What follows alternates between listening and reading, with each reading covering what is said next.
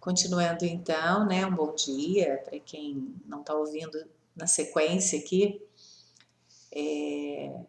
Nós continuamos aqui com o tema sobre o atendimento fraterno, né, trazendo aqui algumas diretrizes. E tudo isso aqui, esse material, ele é tirado de um livro do Divaldo Franco, com a psicografia do Manuel Filomeno de Miranda, falando aqui, né, dessa parte prática, emocional e espiritual, né, sobre atendimento, dando algumas coordenadas aí para quem se habilita, para quem quer trabalhar nesse setor da casa.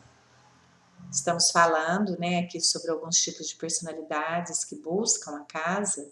É claro que existe aí um desdobramento muito grande entre essas sugestões e esses exemplos que são citados aqui. Então, o esquizofrênico, por exemplo. A esquizofrenia é uma enfermidade mental semelhante à obsessão espírita e pode ser classificada até como autoobsessão. Então, os pacientes portadores dessa anomalia mental escutam vozes constantemente e têm a mania de perseguição. Julgam-se saudáveis e, na maioria das vezes, resistem ao tratamento médico ou espírita. Então, nos casos em que o enfermo aceitar, ele poderá ser encaminhado a um tratamento convencional de desobsessão. O atendente não deverá considerar as manifestações do psiquismo doentio desses pacientes como sendo informações consistentes para suas investigações. Geralmente, os esquizofrênicos são espíritos muito endividados com o passado, que estão em encarnações de grave expiação. Então, a terapia espírita deverá estar associada também a um tratamento psiquiátrico, com um profissional, um médico terreno, né? Claro. Então, e como que ele se mostra agitado? Então, portemo-nos, no caso, com serenidade para que se acalme. Se ele estiver angustiado, sejamos extremamente habilidosos para que abra o seu coração. Se ele é uma pessoa muito desconfiada, externemos segurança no que firmamos a fim de que ele nos dê crédito. Não quer ser notado. Então, tenhamos a sensibilidade de acolhê-lo, respeitando a sua vontade. Às vezes, nesses casos, um sorriso franco causa melhor efeito. Ele está inibido, então façamos-lhe as perguntas com discrição, estimulando-o a tomar a iniciativa da conversa. Zangado. Se ele estiver zangado, deixemos que esgote o desabafo sem lhe cortar a palavra. Concedendo-lhe, no caso, o direito de pensar como julga, acertado, né? Lamentando as causas do seu descontentamento com mansuetude e terminando por colocar-nos à disposição para ajudar no que puder ser útil, né? A recepção, né? E a casa, que tem uns que não querem, chegam bravos e já chegam na defensiva, então tem que ter tato. O curioso, informamos-lhes, no caso, da grandeza do Espiritismo que nos convida à fé raciocinada, sugerindo-lhe leitura adequada e orientando-lhe sobre as obras básicas. Tem aquele que é muito falante, não se exceder na conversação com ele, procurando encaminhá-lo para o diálogo fraterno, se for o caso, né? Porque às vezes a pessoa chega na recepção e já chega, né, com essas características, então é preciso então aquele primeiro contato para saber onde encaminhá-lo. Então, como conduzir a orientação a uma pessoa que já tentou suicídio? É muito sério, né? É um respeito enorme, uma seriedade enorme que se deve ter com aquela pessoa, porque é um desequilíbrio assim, uma pessoa que quer tirar a sua própria vida, cortar esse projeto por vontade própria, abreviar a sua estadia aqui é muito, muito, é kármico demais, é um ato pesado, muito. Então, como conduzir uma orientação nesses casos, né, de suicídio, que algumas vezes se persiste, e a pessoa persiste naquela ideia. Deve-se, então, de alguma forma, dizer-lhe, né, esclarecer-lhe quais as consequências funestas do seu ato infeliz ou ser-lhe compreensivo e consolador. Então, a melhor maneira de consolar uma pessoa assim é adverti-la quanto aos riscos que advêm como consequências dos nossos atos impensados.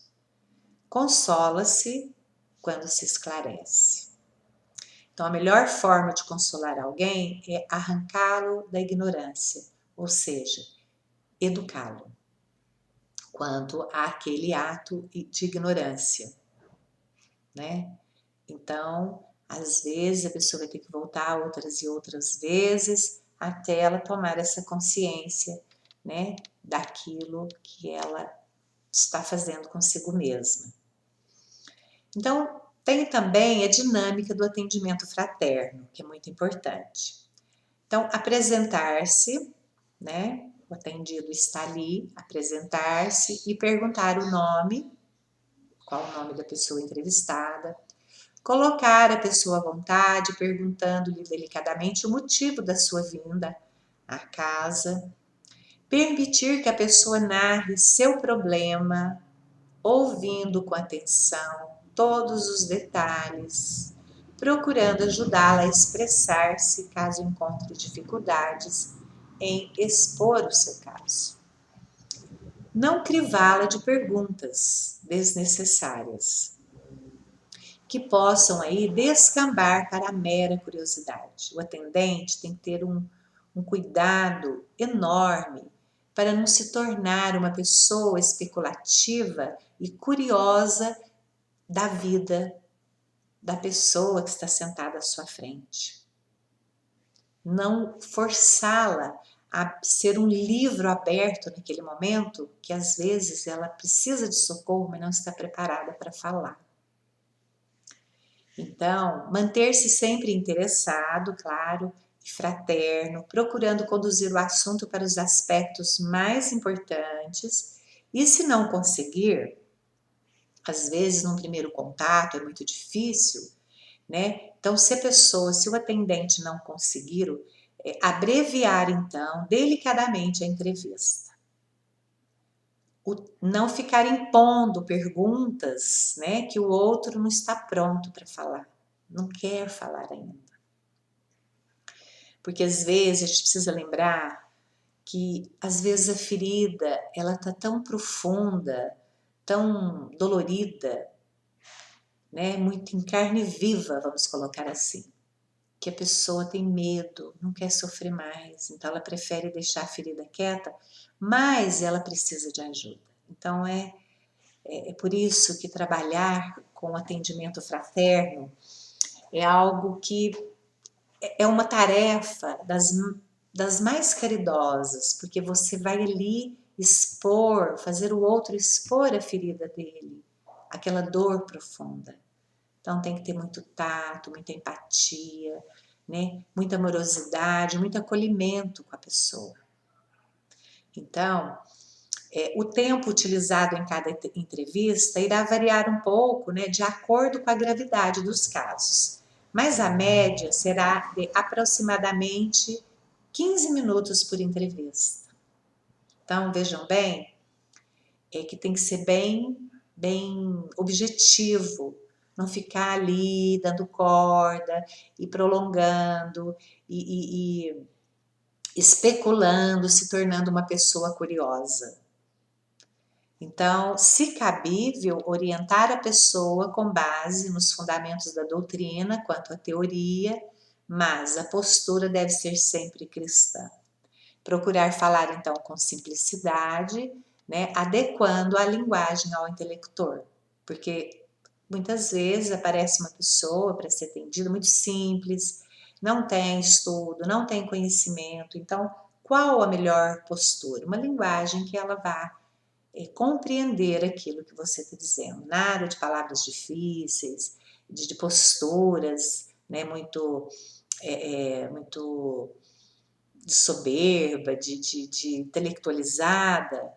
Não, jamais. Então, procurar estabelecer aí um relacionamento agradável, mostrando semblante simpático e fraterno para que o entrevistado ou atendido se sinta em ambiente de confiança e encorajado a prosseguir no diálogo.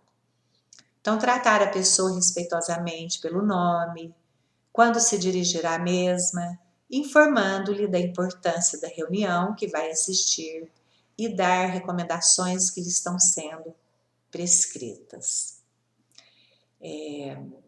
Nunca acusar, no caso, o entrevistado, nem criticá-lo, lembrando sempre que a finalidade da entrevista é ajudar.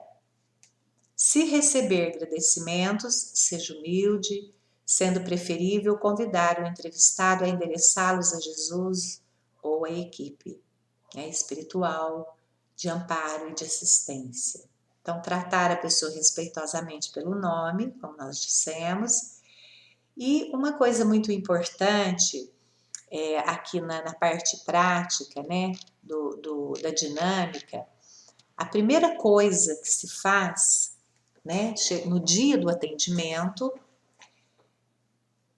o grupo que vai estar trabalhando naquele atendimento deve chegar em horário pré-estabelecido pelo coordenador, deve se cumprir à risca esse horário, e antes de dar início, fazer a leitura do Evangelho, uma breve leitura curta, né? Uma pequena explanação rápida aí de no máximo 15, 10 minutinhos, 15 estourando, para começar a criar uma egrégora, uma energia no ambiente que vai trazer a conexão com as equipes espirituais que estão dando assistência ali, né? Fazer a oração da abertura e aí sim passar pelo atendimento, passar para o atendimento às pessoas já estão programadas.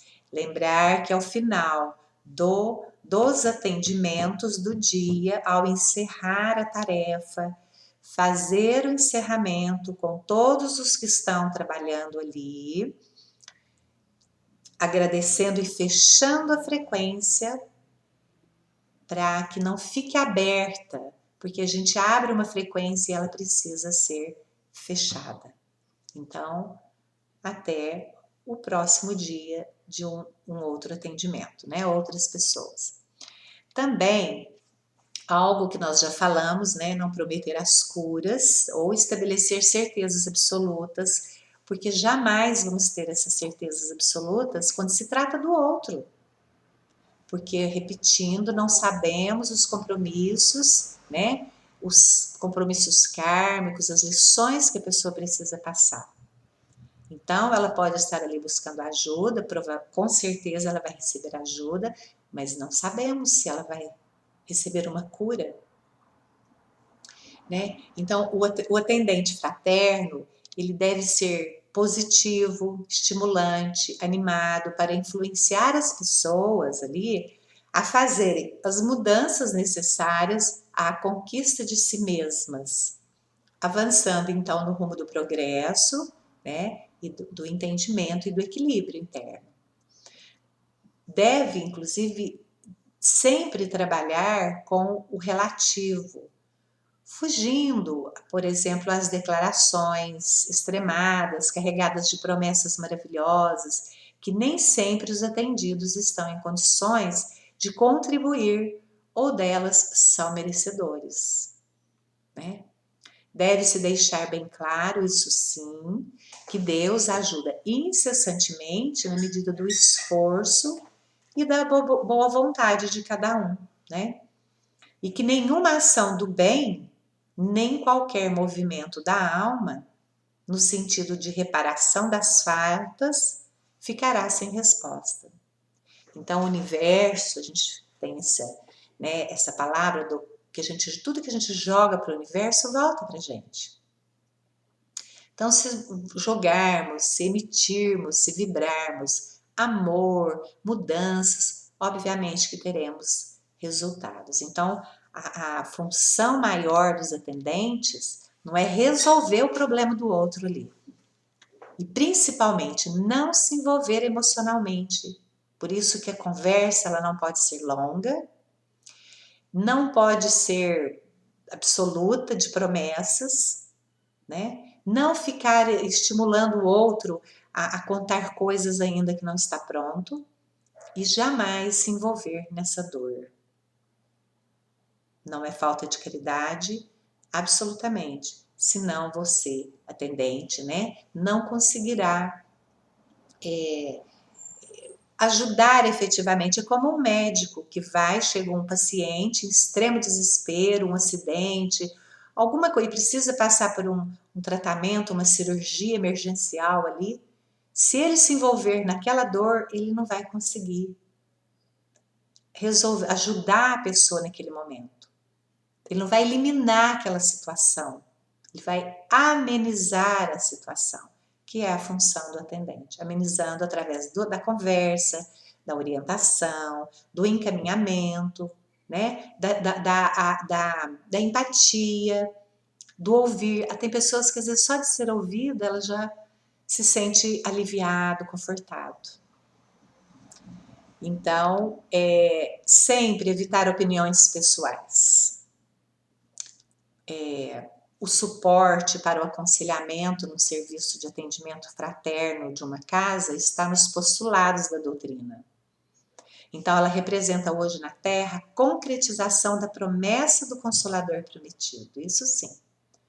As pessoas buscam o centro espírita porque estão sequiosas, necessitadas, sedentas desse Consolador que lhes esclarecerá as razões do sofrimento, ao mesmo tempo apresentando para elas a metodologia capaz de libertá-las desse mesmo sofrimento. Então, sonegar esse divino alimento aos que dele precisam, dando-lhes em troca opiniões pessoais, pode ser qualificado como traição ou burla injustificado e de graves consequências. Então, toda opinião não pode ser pessoal ali para o atendido. Ela tem que ser baseado na doutrina, baseado tem que ser fundamentado em algo, que no caso é os postulados da doutrina espírita. E também porque a opinião pessoal, nós somos trabalhadores, não somos conhecedores a fundo da alma humana. Muito raso, muito superficial, apenas estamos nos colocando à disposição para ouvir, para ajudar de alguma maneira, né? Para sermos úteis ao nosso semelhante, termos um comportamento fraterno. Então, em momento algum, eu devo expressar opiniões pessoais, porque a opinião pessoal, a própria palavra diz, é minha. Né? Então, eu tenho que lançar mão do meu conhecimento que eu devo ter, da doutrina, isso sim, para estar orientando e ajudando, né, na medida que for daquilo que é cabível para o atendido. Vamos então encerrar esse vídeo agora e voltamos num próximo.